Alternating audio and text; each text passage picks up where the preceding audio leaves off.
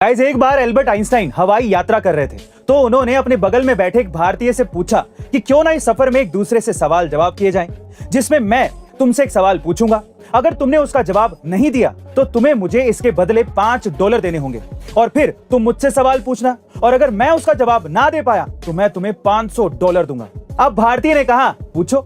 तो आइंस्टाइन ने उससे अपना पहला सवाल पूछा कि बताओ यहां से चांद कितनी दूरी पर है। अब इस बात का जवाब इंडियन को नहीं पता था तो उसने अपनी जेब से $5 निकालकर आइंस्टाइन को दे दिए। अब उस इंडियन की बारी आई तो उसने आइंस्टाइन से पूछा कि ऐसी कौन सी चीज है जो पहाड़ पर 3 पैरों से चढ़ती है और 4 पैरों से नीचे उतरती है। अब इस सवाल पर तो आइंस्टाइन भी सोच में पड़ गए। उन्होंने अपनी पूरी साइंस नॉलेज सब कुछ लगा ली और लास्ट में हार मानकर $500 उस इंडियन को दे दिए। फिर आइंस्टाइन ने कहा कि तुम इसका उत्तर तो बताओ। तो उस इंडियन ने तुरंत अपनी जेब से $5 आइंस्टाइन को निकाल कर दे दिए और कहा कि मुझे भी नहीं पता। Guys, don't under estimate the power of Indians. Guys, एक बार अकबर को सुबह सुबह बहुत ज्यादा प्यास लगी तो वो पानी पीने के लिए अपने नौकरों को आवाज देने लगे, लेकिन तो कोई भी नौकर वहां पर उनके आसपास मौजूद नहीं था। पर उसी समय वहां पर मौजूद एक कचरा साफ करने वाले ने अकबर की आवाज सुन ली तो वो अकबर के लिए पानी लेकर आया और अकबर ने वो पानी पी भी लिया। लेकिन उसी दिन अचानक से दोपहर को अकबर की तबीयत खराब हो गई तो किसी ने उससे कहा कि आपके ऊपर किसी मनहूस इंसान की नजर पड़ी है। तो अकबर को लगा कि कहीं वो मनहूस इंसान कचरे वाला तो नहीं, तो इसीलिए अकबर ने उस कचरे वाले को फांसी की सजा सुना दी। लेकिन जब बीरबल को यह बात पता चली तो वो अकबर के पास आए और कहा कि अच्छा, मान लेते हैं कि वो कचरे वाला मनहूस है, इसीलिए आप उसकी शक्ल देखकर बीमार हो गए, लेकिन महाराज इस तरह से तो आप दुनिया के सबसे बड़े मनहूस हैं।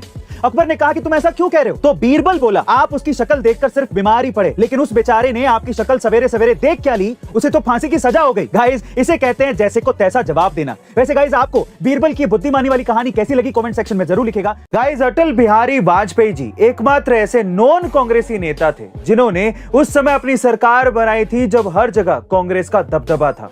और सबसे हैरानी की बात यह थी कि उन्हें उस वक्त पूरी 24 पार्टियों से समर्थन मिला था, जिसे पता चलता है कि अटल बिहारी वाजपेयी जी में एक खास प्रतिभा थी जिसमें वो सबको साथ लेकर चलते थे। यहां तक कि कांग्रेस भी उनके हर फैसले में उनका समर्थन करती दिखती थी। और इसकी सबसे बड़ी वजह यह थी कि वो सिर्फ सत्ता पाने के लिए प्रधानमंत्री नहीं बने थे, बल्कि एक ऐसे उद्देश्य के लिए प्रधानमंत्री बने थे जिसमें सिर्फ और सिर्फ देश का हित हो। और शायद इसीलिए उनकी सरकार पहली ऐसी नॉन कांग्रेसी सरकार थी जो पूरे 5 साल चली थी। गाइस, रतन टाटा जी ने रिसेंटली एक ऐसे स्टार्टअप में इन्वेस्ट किया है जो पूरे इंडिया में करीबन 1.5 करोड़ बूढ़े लोगों को मदद करेगा। जी हाँ गाइस, कुछ महीने पहले टाटा ग्रुप के जनरल मैनेजर और रतन टाटा जी के करीबी शांतनु ने गुड फेलोज नाम का एक स्टार्टअप लॉन्च किया था ताकि वो उन बूढ़े लोगों की मदद कर सके जो बिना किसी सपोर्ट के अकेले रहते हैं। एक्चुअली इंडिया में कई ऐसे बूढ़े माँ बाप हैं जिन्हें अपने बच्चों ने घर से बाहर निकाल दिया है। बस इसीलिए रतन टाटा जी ने इन बेसहारे बूढ़े लोगों को सहारा देने के लिए इस स्टार्टअप में शांतनु की मदद की।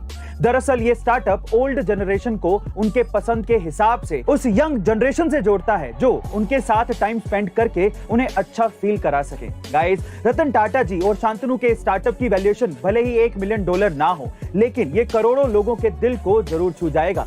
आपका इसके बारे में क्या ख्याल है कमेंट सेक्शन में जरूर लिखेगा और ऐसे अमेजिंग वीडियोस के लिए शेयर, सब्सक्राइब एंड लाइक। मिलते हैं अगली वीडियो में।